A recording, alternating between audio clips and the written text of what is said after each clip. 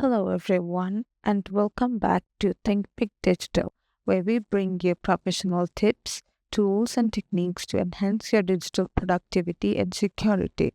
In today's video, we're going to discuss on how to edit and make menus on Canva. And for that, we need to move on to the Canva website, which is going to bring us to the Discover page.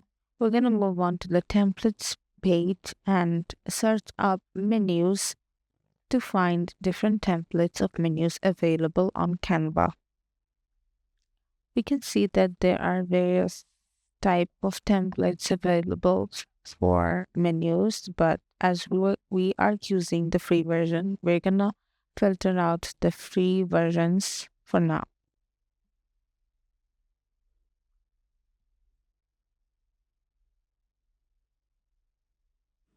So as we can see, all of the free versions of the Canva templates for menus are filtered out. We can select any one we like. Here I'm going to select a random menu template. For example, this one.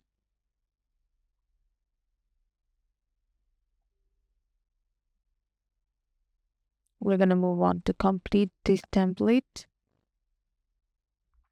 And when we click on it, we will be able to edit every single part of the menu, starting from the website toggle to the logo of the restaurant, or even change the pictures and also the list of the menu items.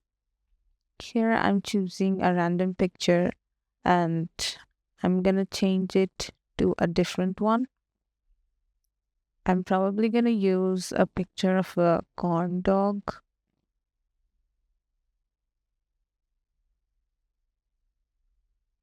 As I want to fit the picture of the corn dogs inside this frame, I'm just gonna drag it down here and voila.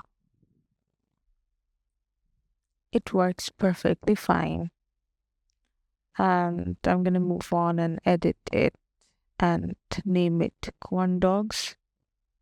I can also add the list.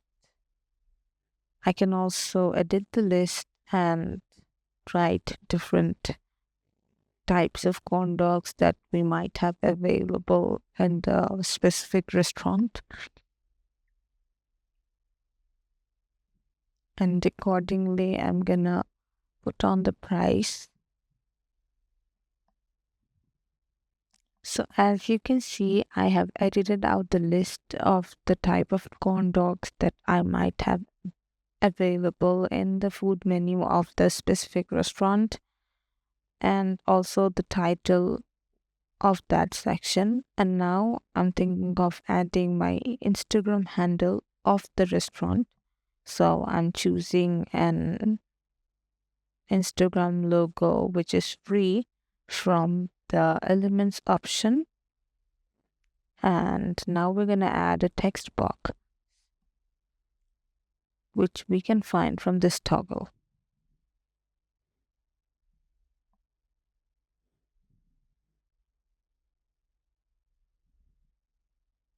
So here it is. We're going to write the Instagram handle.